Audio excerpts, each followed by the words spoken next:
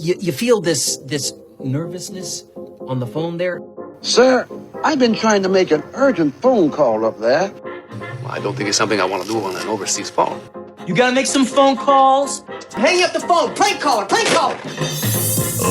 Ladies and gentlemen, welcome once again to Packernet After Dark. This is the call-in show of the Packernet Podcast Network. If you'd like to call in, if you'd like to participate in the show, please feel free to do so. The phone number here is 608-501-0718. New callers go directly to the front of the line. We don't have any new callers today, and we are going to be going backwards, trying to get through as many of these calls as we can. But we've got, 29, 28 to get through. So probably going to have some left out. Fortunately, though, the man that always gets left out, apparently, Craig, is pretty early on the docket. So pending too much talking, we should have plenty of time for that. Let's get started with Mr. Jared, the Uber driver. Hi, this is Jared, the Uber driver from Texas. Good morning. So I was seeing Jeff Hafley's speech about, Micah Parsons. Oh, hey, honey, let's put that back over there. Yeah, okay. Seeing a speech about, she's taking a nap, honey, okay? Oh, my gosh, okay. Classic. But I saw Jeff Hafley's speech about Micah Parsons, and hey, it sounded like Jeff Hafley might have been hinting that he might be staying here next season. I'm not going to put any words in my mouth that say for certain that he will. You never know; he might get the best offer ever. But yeah, it sounds like he wants to stay here to help Micah Parsons break the. Hold on, honey. Hold on. Break the sack record, apparently. What do you think about that? Anyways, go back up. Yeah, so I didn't hear the exact quote, but I heard of it, talking about he'll come back stronger than ever, break the sack record. I didn't think of it from that perspective, but that's a enticing way to think about it for sure. I think, how do you phrase it? I think he's just speaking as somebody that is, you're always going to speak as though you're going to be here. You know what I mean? I don't think anybody's going to preemptively be like, I don't know what's going to happen next year because, I'm going to be looking to get out of here. I think for now, he is the defensive coordinator, and he views himself as the defensive coordinator now and indefinitely through into the future. And should anything change, then something will change. But, maybe there's something in that specific quote that could hint to that. But then again, he doesn't know.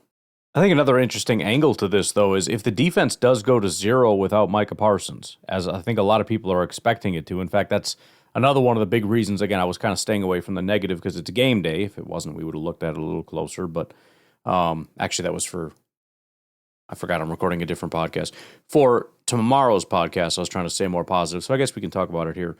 One of the big factors for why people are betting on the Bears is, number one, obviously the injuries, which have maybe been a little bit more drastic than people were anticipating outside of Micah, because the numbers changed after we already knew about Micah. Number two is the weather kind of benefits the Bears, but the other thing is apparently the Packers' pass rush, depending on how you're measuring this, it goes from, I don't remember the exact numbers, but I know it goes from very good to dead last. I don't know exactly how good it was, but it drops to 32nd. Again, I do expect that to change. I think when you run the Micah Parsons defense and pull Micah Parsons off the field, I don't think guys are going to be doing it as well. But when you revamp the way that you play defense because you don't have Micah Parsons, I think you'll end up finding more success. It's still going to be a big step back, clearly, but I think that is a factor not being accounted for. But I know that is a major piece that a lot of people are expecting, is that the Packers pass rush will go to zero, their defense will go to zero, and if that does happen, I mean, who knows? They might still go after Hafley, but I mean, I would be surprised because You're hiring a defensive coordinator of essentially a bad defense. Because the only credit for the defense would go entirely to Micah Parsons. So he's got like a legit opportunity here to prove that he is the master that deserves the job by taking the defense without Micah and still keeping it at the same level that it was at. Jersey Mike. Hey, Ryan, it's Jersey Mike. Sorry if there's a lot of wind noise. I'm driving to work early in the morning. Right. I'm hearing your response, and I just wanted to clarify. I'm not necessarily trying to tell Matt LaFleur to hand tie himself, right? I'm not telling him to stop coming up with those plays. And I'm sure not telling him not to substitute ever, right? You have to change formations and personnel sometimes. I'm talking about this is the way that they key up, and this is the way at least I see it. When Matt LaFleur, and he substitutes like 2-3 times every, set of first downs. And it's like multiple substitutions of drive. It's not just like 1 or 2. It's like 4, 5, 6, depending on how long the drive is. And so maybe I have to get the stats on that to specifically say. But what I noticed is when we start doing that is we're rotating heavily through the guys on one drive. And there's no consistency on that. And sure, Paul Musgrave because he's not as good at blocking, or take Jaden Reed out of there to get Golden in for deeper routes and whatnot. But like that's the whole thing that I can see as a defense. It's like kind of in baseball, right? When I know that the power hitter is coming up, and I tell everybody to start moving back in the outfield and in the infield just to get ready for that guy, and then he comes out and he does like a short little bunt. It's like, yeah, he knows that absolutely he can nuke it, but in that moment, in that play, it's like, oh, hey, because you guys are getting ready for me, I'm going to do this, right? But the thing is, and you might be able to say, okay, well, then Matt LaFleur could do that. He could bring out all the guys and say, look, I'm going to go deep and then go short. But I think that ends up getting lost when you substitute so many times, right? Because you don't end up getting that gelling that makes you hit on those big plays when you do those kinds of things, all right? So in my opinion, if that's something you want to do, bring out, let's say your 3-receiver pack is Watson, Reed, and Dubs, all right? And you got Musgrave out there as tight end, and Jacobs is the running back. Okay, I think that's proper. Anyway, so what you're going to do is you're going to take and you're going to run, do as your thing, and then when you need to, go over the top, you pull Dubs for Golden, right? And then you fake going over the top, and then you run that short route to Golden. Or the next time you do the opposite, right? And then Dubs comes back in after Golden makes that play. And then slowly but surely you continue to work Golden in if he's making those plays. But you don't forcibly work that in. You don't, you sprinkle it in. A little bit of fairy dust, right? A little bit at a time. That's what I'm talking about. Go, Pack, go. It's just so hard to engage with the thought process because, first of all, I'd have to compare across the league. You know what I mean? Like, you're saying something that hasn't occurred to me, so I'm kind of coming from zero. So I'd have to know, okay, well, I'm guessing we substitute more than a lot of teams that have, you look at the Bears. They have 3 receivers.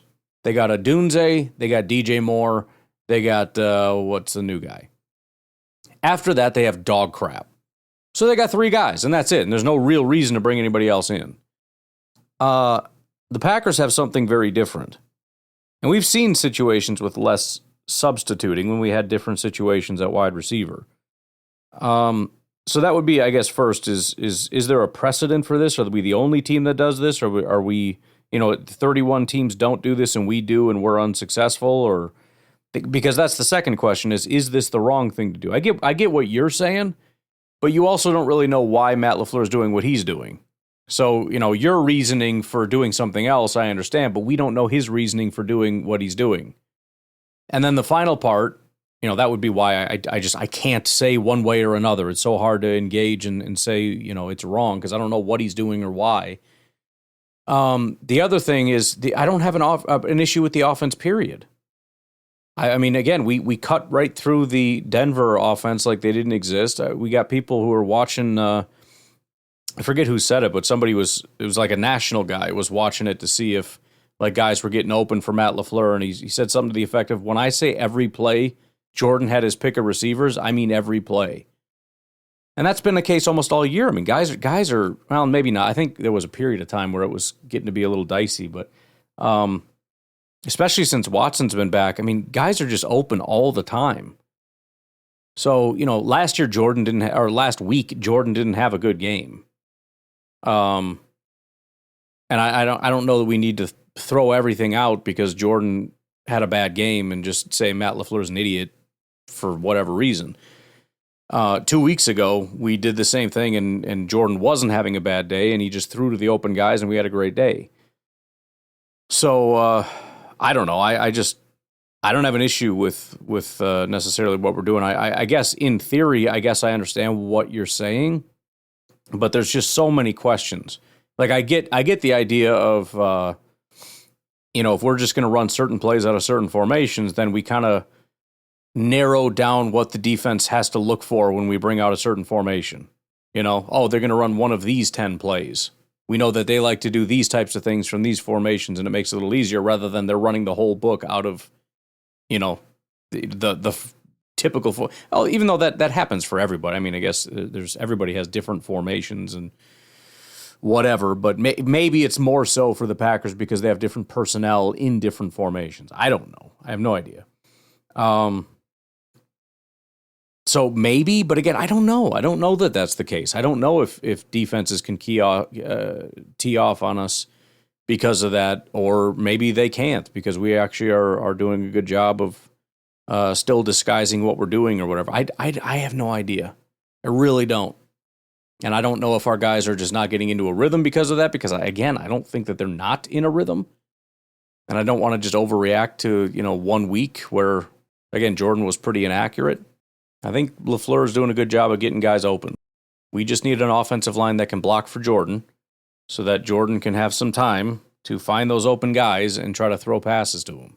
I think anytime we can do that, where we have an offensive line that can block and Jordan's not having an off day, I think the offense is absolutely carving people up. I don't think there's been a ton of times, at least not recently, where the offensive line is blocking and Jordan's just sitting in the pocket and he's looking and he's looking and he's looking and there's just nobody open and then he ends up getting sacked or something. I feel like we don't see that very often, if at all, recently. And then again, even in those instances, there are occasions you go back and look and it's like, yeah, he had a guy. But, again, I'll just leave it at, yeah, maybe, I don't know. I wouldn't even know how to begin assessing the veracity of that, because we'd have to sit down with Matt LaFleur and figure out what he's doing and why he's doing it and all that, and obviously we can't do that, so I don't know. Ryan, it's Beer Cheese Bane. You got me thinking. Okay. You got me thinking that maybe, just maybe, Parsons being out, and I'm talking maybe, maybe this is going to allow our players, again, I'm saying maybe, I don't know, nobody knows. Right. This allows our players on defense to play their roles, right, and Hafley can put them in the correct roles, all right, and they will freaking be amazing. Like, can you imagine this? Like, now, I feel like we are in the best position for this to happen to us. That sounds crazy, but I feel like we have the best defensive coordinator in which, if this happens to a team, we have a defensive coordinator who can move the pieces around and make this work. Okay? Now what? Now teams don't even know what to do against us. They're like, is Rashawn good? I don't know. Should we double team him? Oh, now Lucas Van Ness comes. Oh, crap. Oh, and then Baron Sorrell comes in. Oh, that's cool. And then you got Jordan Riley, the guy who we just freaking signed. Maybe he steps up. And then, you have all these other guys that are going to, play their roles, and hopefully Hafley's got them in there. And I just feel like we're in a good position for this to happen to us. And it sucks that it happened to us, but, we're going to have blitzing. A lot more blitzing, and teams haven't seen that from us. You know what I mean? Yeah, exactly. And so now they're not ready for it. They're like, "Oh crap, dude!" And then they get scared, and then Caleb Williams goes out. He's like, "I'm scared. I don't need to paint my fingernails." And then, really, what I think though is, I feel like now a lot of pressure is going to be on Jordan Love, man. A lot of pressure is going to be on this offense to really get this done. Because I just don't know about the defense. But again, like I said, maybe maybe things change, and you're talking about like these teams get better, and like, dude, because they have to adapt. Right. And other teams like now it's almost like we might have a whole new playbook, and like the teams aren't ready for this crap, dude. Exactly. This is exciting, guys. This is exciting. I'm a freaking Green Bay Packers fan. I'm not a Micah Parsons fan. I am a fan of him, but I don't root for the Green Bay Packers because of Micah Parsons. I root for the Green Bay Packers because I'm a Green Bay Packers fan. Okay, and you all should freaking root for them. Season's not over. Imagine, I mean, the freaking Eagles. Who thought they would win that Super Bowl with Nick Foles? Come on, give me a break. Like, where did that happen to us? That could happen to us. Jordan Love. Nick Foles, by the way, in those last two games, the NFC Championship and the Super Bowl, played significantly better than any other quarterbacks that had played for the Eagles that year or probably within a 10-year span. He was absolutely out of control when he was playing. Even though, again, you wouldn't expect him to play better, he did. You heard? Oh, Malik Willis comes in. Oh, we win the Super Bowl. Anything can happen, man. So I'm going to still watch the games and go crazy and be a big fan. And I believe that we can win the Super Bowl. And I always believe it, and I always will. Go Pack, go. Good. I mean, what else are you going to do? And nothing else going on. Yeah, and again, that's the point I just keep trying to stress. I'm not trying to tell anybody it's going to be better because I don't know. The point is, it's going to be different. It's a different defense.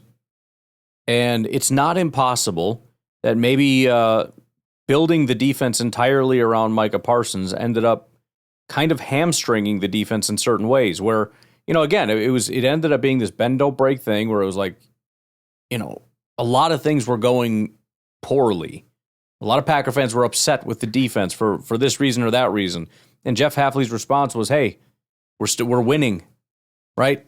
We're winning, and we're doing what we need to do to win. I don't really care about all the other stats and everything else. I don't care about Rashawn's numbers or anybody else's numbers or any of this other stuff. I don't care. We need to do what we need to do to win. And I'd even said, more or less, it's I was concerned maybe the players were going to get frustrated by this play style as well. Maybe the players were going to get a little upset, a little annoyed that they were playing more conservative, which was going to hurt their stats a little bit. I don't have a freaking clue what's going to happen. But again, I just know that we're going to have a different defense. And so different things will happen. And we have to see what that is. So let's take a break. We'll be back with Randy from Minnesota.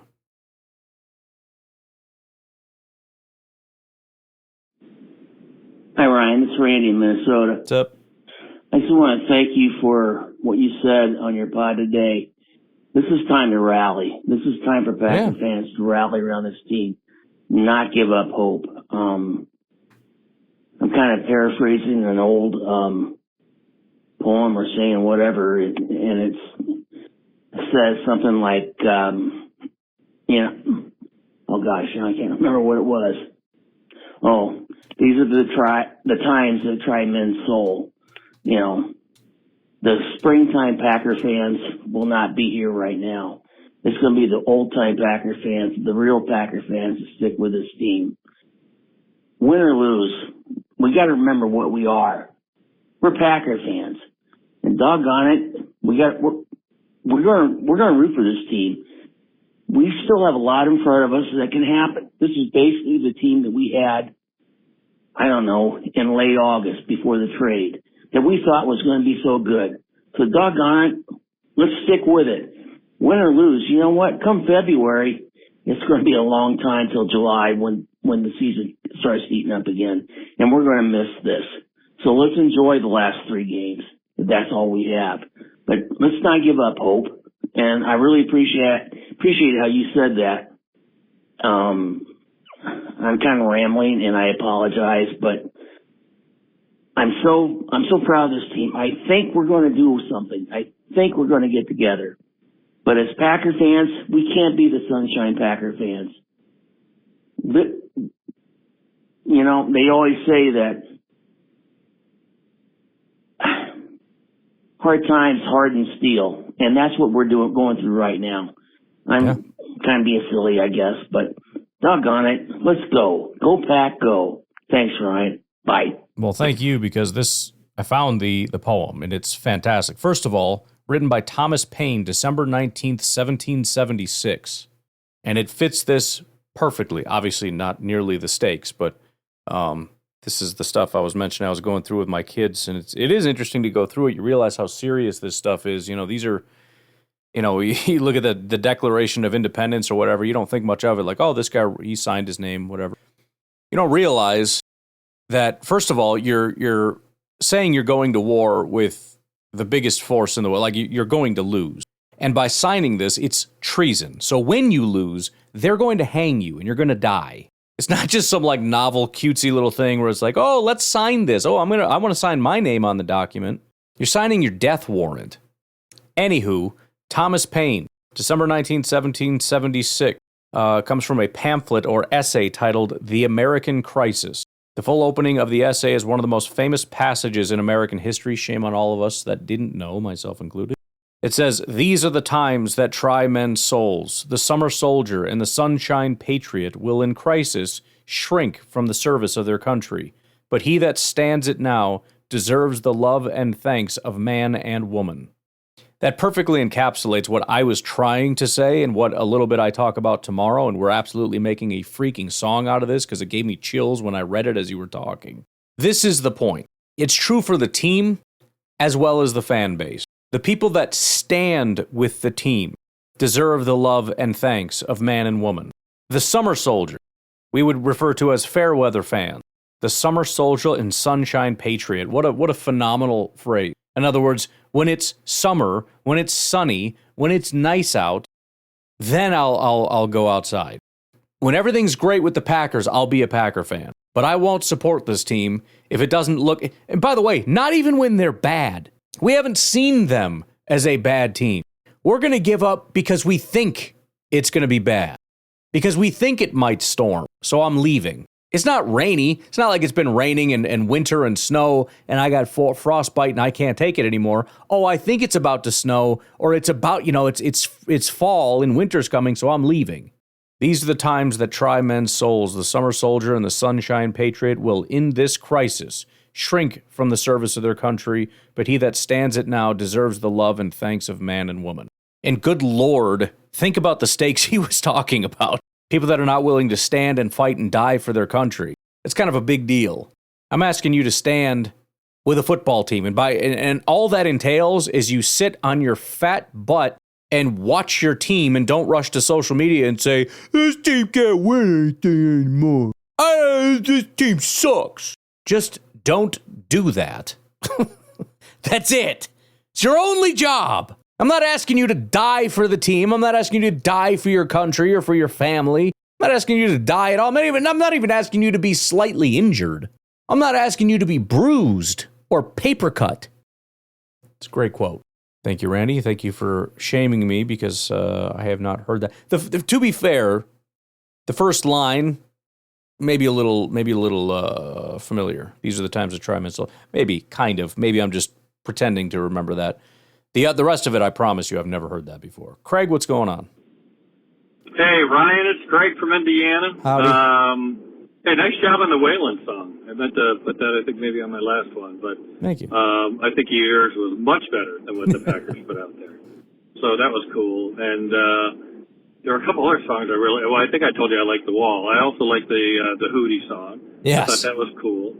So, I tend to gravitate a little bit more towards that stuff, but I'm not a really heavy metal guy or a rap guy, so I know that's a lot of what you do. But keep them coming, man. Try to mix it up. It's some of them are easier to make than others. You go with certain genres, especially the rap, and they always just sound. Maybe they're just easier to make. I don't know, but they sound good. And then when you try to do something else. Maybe I'm just more picky about it or something, or because it's so unique. Like you try to do Led Zeppelin, it's so hard to be like, that's not his voice. That's not. I mean, it's such an identifiable thing to try to suit some of these genres where it's like, yeah, I mean, the music maybe, but that voice comes from like 2004. Man, it's not going to work. And you've probably heard some of those songs. I've probably played them where it's like, believe it or not, that was supposed to be Led Zeppelin, even though it sounds like it's could have been a vocalist from this generation. But I'll keep working on it. I started getting a little curious about quarterbacks who have one of their best games against the Packers. It seems to happen to us a lot. We talked, on your podcast, you're talking about, Bo Nix was playing his best game probably ever. Dak did that this year to us. Tommy DeVito did it last year. Baker Mayfield had almost a perfect passer rating against us when he wasn't, that good. It just feels like we bring out the best sometimes in quarterbacks. I don't know if there's a quick way for you to do a search on that, which is, for every quarterback, what were their top 5?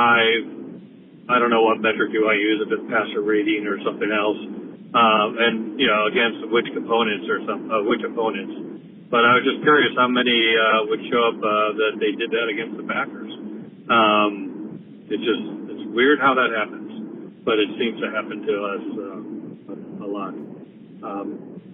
Anyway, and there was another question I was going to ask. I don't remember. If I remember it, I'll call back in. But anything you want to comment or do on that, great. If not, maybe that's an off-season thing. All right. We'll talk soon. Take care. Bye. I can't remember. I thought somebody had asked that already. Either that or I just read your voicemail at some point. But it definitely seems to be the case. I don't remember. I don't believe I ever ended up answering that question. It's definitely not something I can do quickly, and I can tell you that as far as Bo Nix, if I'm not mistaken, what I had said was that was the best game of his career, so in 2 years. So it's, it is a very unfortunate thing. How real it is, I don't know.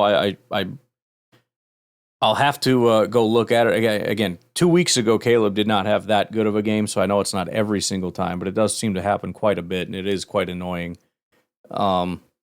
And the only other comment, I'm pretty sure this was another caller because I remember talking about it. As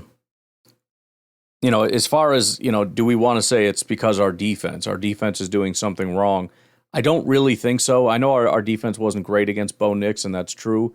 But a lot of it just has to do with how unbelievably accurate they are and how very few passes are just errant passes. I mean, they're just playing out of their freaking minds.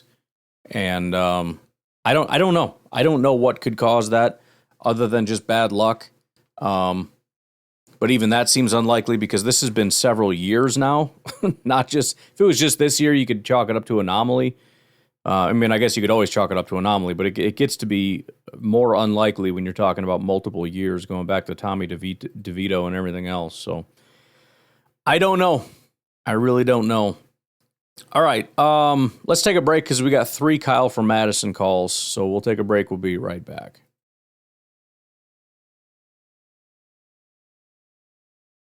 Hey, Kyle from Madison. That was a hell of a speech, Coach. I'm ready to run through a wall, bro.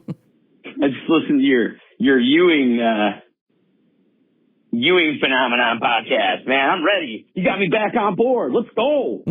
We're gonna win the freaking Super Bowl. Let's go. All right, maybe not all the way, but I do appreciate this.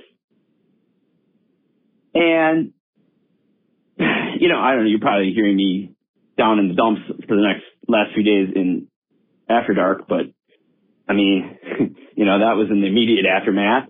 Yeah. Feel a little better yesterday when I called in. Hopefully this gets on the air.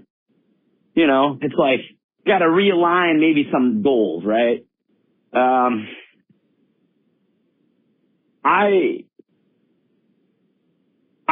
not going to pretend like I know ball like freaking Jeff Hafley or something like that. You know what I mean? But I do think some of what you're saying is possible in a couple ways. Now, first of all, none of it's going to be possible if the offense plays like it did in the second half. I don't care. Right. It's just beyond belief that we'll be in any game if that happens. But I think we can all agree a lot of that was a result of being shell-shocked and also the Denver defense, Right. Because we saw. And again, evidence of that is just look at Jordan Love. If you look at Jordan Love's games, let's take the last 5 games. You got elite, and then not very good. You know, I mean, it's just. So I mean, we could say maybe just Jordan, and I'm not just blaming Jordan, but Jordan and the offensive line and all that stuff. Maybe they're just done, and they're not going to be good again the rest of this year, and so our season's done. Or maybe, like you said, it's the Denver defense, and they're shocked, and whatever other factors played into it. We don't just have to assume all the time that it's going to be exactly the same. Only the bad things are going to be exactly the same forever, and none of the good stuff will ever happen again. You know what I mean? What they could be. So a lot of that's predicated on getting Watson back, at least eventually. They might be able to do it with smoke and mirrors for a week or two, but they got to get some horses back on offense because they're going to need like a fully functioning Death Star on that side of the ball for most of this to work. You know what I mean? But what you're saying, look, I don't disagree with you because it is kind of crazy when you think that Jeff Hafley had all of 8 minutes to design a defense around Micah Parsons. He got him the week before the season started. Yeah. And then just kind of was like, okay, this is how we're going to use him, and that's how it's going to go. And yeah, I mean, it obviously was working good, but we don't know if it was working. Like, we don't know if as a team that was the best possible situation. He wasn't in the lab figuring it out. It was just like we put him in there, and it was going. So I do think it's possible if the Packers can play good on defense, that when Parsons comes back, as a team on defense, they're actually better eventually because they figure out now we do this and then we add him this way and they can be a better team. You know what I mean? What has to happen though is they can't just come out against the Bears and try to be the Packers defense of last week, but without Micah Parsons. They can't try to run it back with the same guys. Right. Hold on a second, buddy. I mean, first of all, that they can't because it's impossible. It really felt like that entire defense was designed to find ways to get Micah Parsons to the quarterback. You know what I mean? I don't even know what that looks like without Micah Parsons. But I agree in terms of, there was a lot of other things involved in that, it's obviously going to be a lot of work, but well, maybe not. Because you have a little bit of a template from last year, but it's a lot of work, but you have to redesign a defense. It has to be different. Period. And that should work to our benefit because we've been practicing this new defense all week and the Bears don't know what it is. But you're right. It has to be different. Sorry about that. Having a Christmas gift delivered. I had to go sign for it. If they come out and they just try to run it back on defense and it's like the same thing, but we're just going to plug in somebody else to do what Parsons did, I don't think that's going to work. No, it will not. I think there's possibilities there where you might be able to get Walker. It might benefit the defense because now that they've seen what having a rangy kind of linebacker lining up over center or over here or over there, you might be able to do a combination of those things to keep the offenses off a little bit off, with Walker and with Cooper. You know what I mean? Maybe a little bit McDuffie. So you might have learned some lessons and then, you have lesser versions, obviously, of Parsons, but maybe you can do some of those things. But I really believe they're going to have to kind of come up with something new. Yeah. And if you think about it, Ryan, this is in a lot of ways a 1-week season, if you want it to be. You know what I mean? No, the season's not over if you lose to the Bears. So that's kind of the best possible scenario. I hate the fact that we're favored in Chicago. That just seems stupid. I thought being favored in Denver was... Well, your luck has come true. We're not favored anymore. Stupid too, and I'm kind of sick of it. But I agree with you that it feels like it's been happening all year. I'm not trying to be a Packers hater, but when I look at there are games where it's we should be favored maybe by 2 points or something. We're favored by 9. It's what are we doing here? And then, of course, we win by 3 points or something, and it's, nobody's happy because we underperformed and all that. It's bro, whatever. It just makes us look bad, even though we did something good. I think, because if you beat the Bears, man, you were really in the driver's seat. Right. You may not even need to win another game, depending. Pretty much. So come out and do something totally unexpected. I remember, I'm old enough to remember. You guys remember Bob Slowick? Yeah. in the 1 year he was Mike Sherman's defensive coordinator. I believe it was Ed Donatel who was fired. And the defensive backs coach, Bob Slowick, was hired under Sherman to come in and do just a high-pressure, ridiculous, I can't remember the coordinator that was doing it. Was it Johnson? I think it was Johnson, the Eagles' longtime coordinator, Johnson, was doing these high-pressure packages. And Slowick was a disciple of his, so they were going to have him come in. Now, Mike Sherman happened to take Ahmed Carroll that year, and there was a whole Mike McKenzie holdout thing. But in the first game of the year, they played the then, the Super Bowl loser NFC representative Carolina Panthers in the first game. And Slowick ran his defense, and he blitzed the living hell out of the Panthers, and we won. And then we lost a couple games, and Slowick got skittish and tried to do this, hybrid. Yeah, we're kind of a high-pressure defense, but we're not. He was just terrible at it.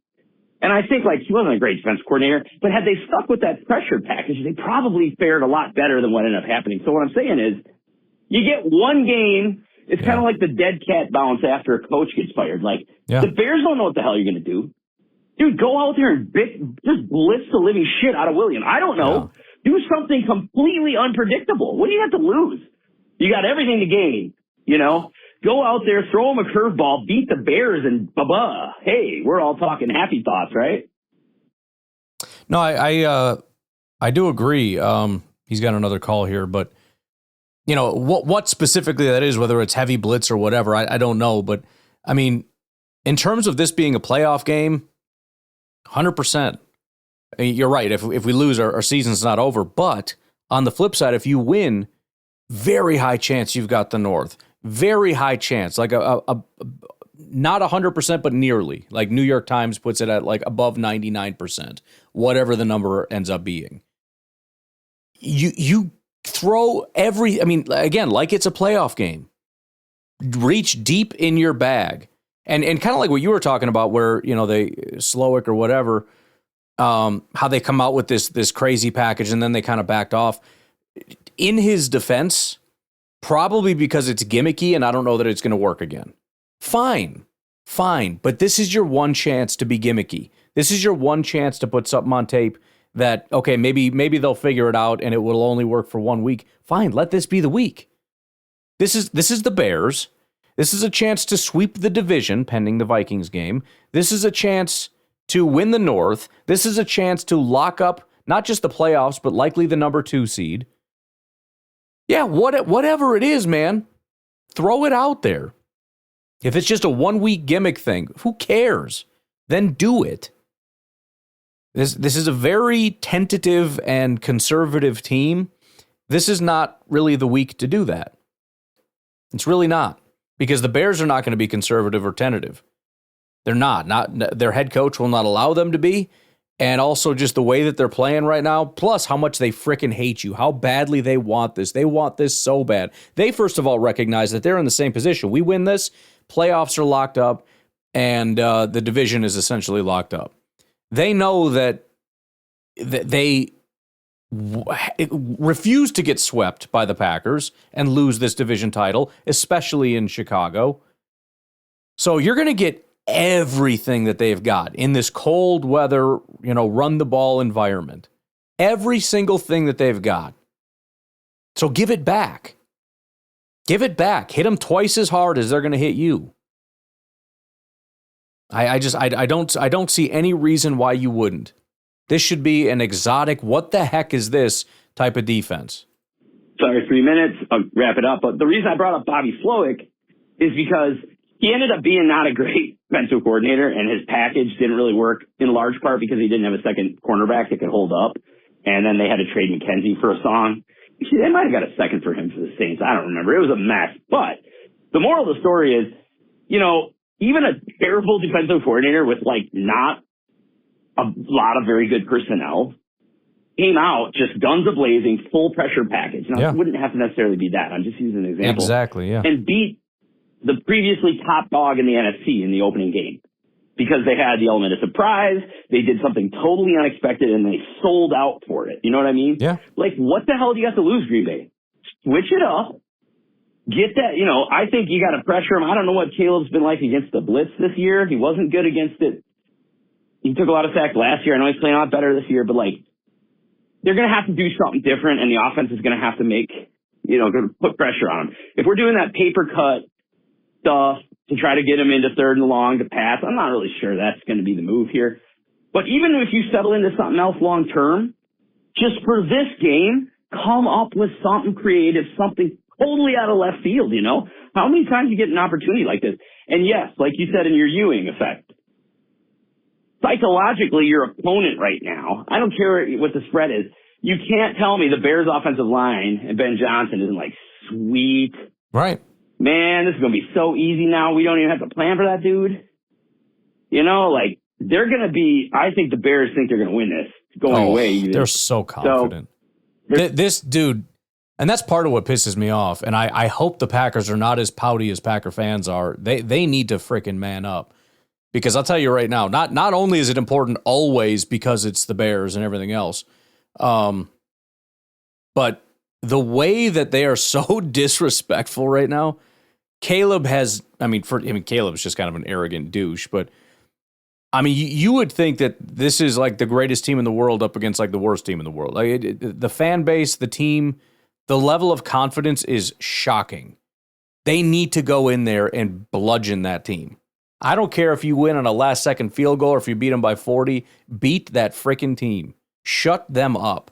There's an opportunity there. I'm not saying we'll win, but, man, if there was ever a time to just get freaking medieval, I want to see LaFleur on the sideline with the crazy eyes, They show Hafley up there. I want to see him with the crazy eyes. Like, I don't even care, brother. I don't even care. You know what I mean? Yeah. That's what I want to see. I don't, if we lose, we lose. Go down, eye gouging and kicking, and you want to talk about biting kneecaps, fine. Yeah. But just don't go out with a whimper. You know what I mean? Do something. Don't just sit there and take 1,000 paper cuts from Williams all day. You know what I mean? Because it's certainly possible. They're just going to have to think out of the box, and people are going to have to play better, and the offense cannot be anemic. Okay. Godspeed, my friends. Let's beat these let's beat these Bears. How sweet would that be, though? Damn. I'm with you, man. I'm 100%. I think you're right. I'm not super confident that's what they're going to do. I shouldn't say that. I think there's a decent enough chance that, if nothing else, even if they're trying to be creative or not, I don't know, but there's going to be a decent enough chance that it's going to be a defense the Bears are not prepared for, because how could they be prepared for it? With that said, how hyper-aggressive is it going to be? I really don't think it's going to be aggressive. If I had to guess, I just don't think so. I think the goal is going to be to try to maintain 4, try to use your front 4 to compress the pocket, force him to throw, and then cover. I really think that's going to be the plan. And from there, it's stop the run. It's contain the run. Which I think is probably going to be pretty disappointing for people hoping for just blitzes all over the place. I think they're going to have to occasionally. And that may even be a wait-and-see situation where I don't really want to blitz, but if we're not able to generate pressure, then we'll start sending some stuff because we have to. We can't just keep them comfortable all day. If I had to guess, that's what they're going to do. But, the goal is to surprise the Bears. Maybe they'll surprise us. We'll see. But, we'll see, man. I mean, there's, again, this is all on the table. This is all available to them. Jeff Hafley's aware of what you're talking about as much as anybody. He knows he has an opportunity here to reinvent the defense and put something on the field that isn't on tape. So, we'll see if they're able to capitalize, because it's a disadvantage overall, but it really can be a big advantage that first week. We'll see. I don't know what else to say. All right, let's do a couple more, because we're it's the last one before the game. We still have a lot of calls. AA Ron. What's up, Ryan? It's AA Ron. It's a couple days after the devastating day against Denver. I'm heartbroken by all the injuries, especially Micah Parsons. I mean, we've had mixed luck this season, because we have had, at any given point, we've had enough players not injured that we were able to be really good. But there's been a lot of injuries over different stretches of the year. And, I don't know what to make of it other than just, bad luck year. But at the same time, who do we still have? That's my question. We still have Jordan Love. We still have a few really solid receivers. Christian Watson doesn't look like he's done just yet. Josh Jacobs is still up there. We don't have obviously Tucker Kraft, but we do have Musgrave making some plays now. So I think this might be one of those things of let's just see what happens. And I guess it's not really the Packers' fault if they don't make a big run this year because they don't control those injuries. They've really done a good job mitigating and adjusting to the season despite the injuries and having a good record still. And that Broncos game, they easily could have won that game. I think the momentum just shifted so far in the Broncos' favor, and I don't know. So, and then on the defense, we still have Rashawn, we still have Lucas Van Ness, we still have Kingsley Enagbare, we still have some good players. We still have some good guys at linebacker. We have some good guys in the secondary. And I just don't think we should expect the team to just really all of a sudden just be really bad. Now, it could happen. I would be really disappointed if it did because we still have an above average team, I think, especially with quarterback play being what it is. I just think. Part 2 coming up. Go.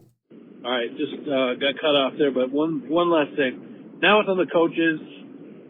It's on the coaches' shoulders to come up with a way to maximize what they still have, and I think they can do it.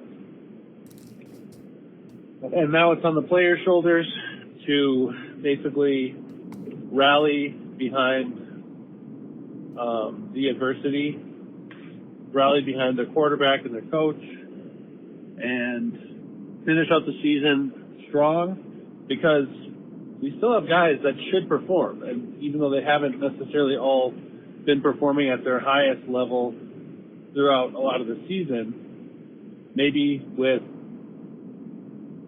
Parsons out, something will switch and they'll go, maybe a flip will switch, or a switch will flip, or whatever the saying is, and they'll muster up some extra motivation to kind of lead the charge. So, anyways, that's my hope, but we'll just have to see. And if not, then we have another shot next year with an excellent roster, and all is not lost, but it sure would be disappointing if they couldn't get to the playoffs this year. And so that's what I'm hoping for. We'll see. Go Pack, go. I'm with you, and that's another point that I had made, not as strongly as some of the other points, but it really kind of speaks to what people seem to think of our core team. And again, I know there's a lot of injuries. It's not just Micah, although that's certainly the straw that broke the camel. The straw, it's the freaking anvil that broke the camel's back. But there's other guys and whatnot. But our a lot of what makes our team supposedly worthwhile is still there. A lot of what you would need to believe in to be able to believe in them are there. I mean, you still have Jordan and Christian in your receivers. You still have, the offensive line isn't great, but it's basically your starting offensive line. You still have Rashawn and Van Ness. You still have McKinney. You still have your linebackers there. I mean, it sucks, the situation. But, if you don't believe in this team, if you're looking at this team saying it's not even a playoff team right now, we have bigger issues than Micah being hurt.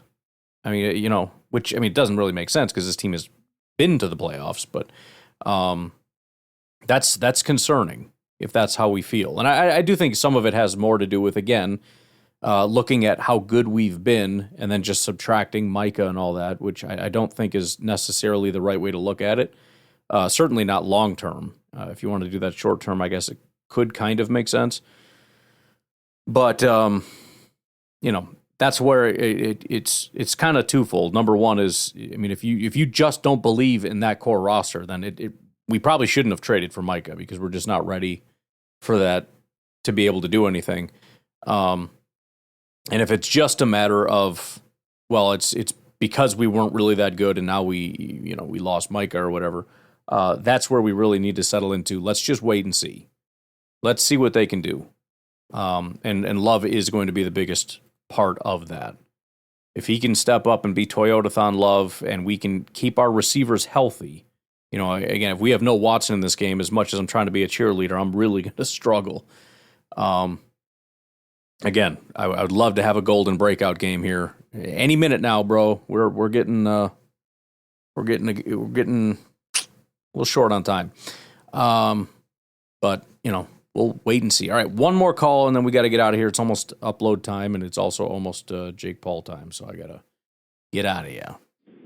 Hey, what's going on, Ryan? Chris from Alabama, man. What's up? Just wanted to call in this morning, man. Hopefully this will get in. You just made the cut. Before the next ball game. I know we got one on Saturday, but I just sitting up listening to Packernet After Dark episode Tuesday morning for me. I'm sorry, is this Tuesday or Wednesday? I can't keep up with my days. Today is Wednesday. I'm tripping. Wednesday morning.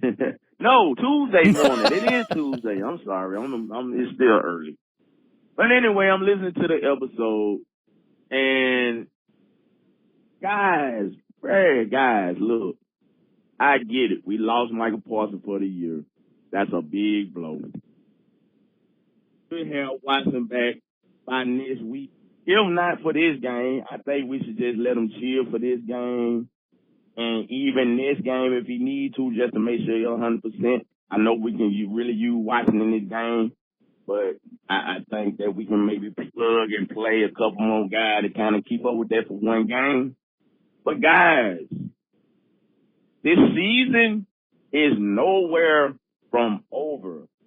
Like, it was like call after call, like, oh, well, I guess that's it for us. The season's over. Better luck next year. Bro, do you know if we win this game Saturday that we're right back on top of the division? We right back in the driver's seat with 2 games left after this, with the Bears having to play the 49ers and the Lions, and we play the Ravens and the Vikings. We have the weaker of the 2 schedules with 2 games to go. Bro, we right here. Like, yes, we lost it. It's gonna be a big loss, but it's time for guys to step up. We've been talking about it. Luka Van Ness is back. Now we've been talking about him all year off and on. What kind of impact? Ain't Micah been talking about what kind of impact he got? It's time. Let's get it. Kingsley and Barway been playing pretty decent the last couple of weeks. I don't know nothing about no grades. I'm just talking about just fair and decent. Step up. Guys, it's time for guys to step up. If you felt like we had a run at the Super Bowl before we made the Micah Parsons trade, what's the problem? Right. I felt like we had a Super Bowl caliber team before the Micah Parsons trade. That might be why I'm not even really tripping like that. I am, but it's just like, bro, the season right there. We still got everything in front of us, man. Let's stop this doom and gloom, man. Stop the doom and gloom. And let's tighten up as fans and let's go ahead and support these guys. This next man up, got to handle our business. We're going to do what we're going to do. We're going to beat the Bears. We're going to win the division. And we're going to go to the playoff and see what happens, man. Go, Pack, go, man. Y'all tighten up with that, man. Heads held high. It ain't over. I got to give you guys a round of applause. I'm glad we did one more call. You guys have got me hyped up today, man. This is You got to be one of my favorite Packernet After Darks right here. You guys got me. I'm not trying to sound weird. Maybe I don't know if I'm tired or over caffeinated or what, but that's like the third time I got chills today. I'm with you guys. I'm 100%. Let's freaking lock in, dude. Yeah, I shouldn't even add anything to that. That was a perfect ending to the show. We're gonna leave it at that. I apologize to everybody else that got skipped. There were quite a few. My bad. If it's something you can call back in on, please do. Otherwise, I'll be talking to you guys later. Excited for this game. This is big. It's a big game, man. Get locked in, get excited, and let's get after it. I'll talk to y'all tomorrow. Bye-bye. Actually, one more thing. Just think how awesome it's going to be if we sweep them. Do you understand? For a week and a day, how much crap I'm going to talk? We should, if nothing else, be rooting for that. 8 days of violent speech on social media. Hate speech. Hate speech. Dude, people from the UK are going to be flying over here to arrest me because of the stuff I'm going to say to Bears fans. Do you understand? So, lock in. December went through hollow bones. The fire's running low. They called the fight before we lost. Packed up before the snow. But someone's gotta hold this ground when everyone is gone. The summer soldiers caught their train. We're still here at dawn. When it all falls down and the faithless disappear,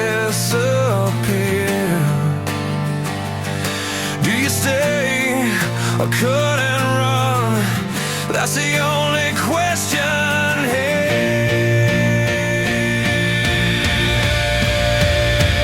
These are the times that try men's souls.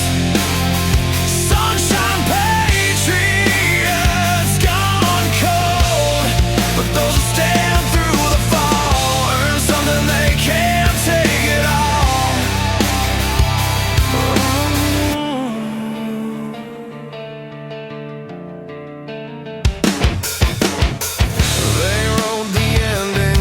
Too soon.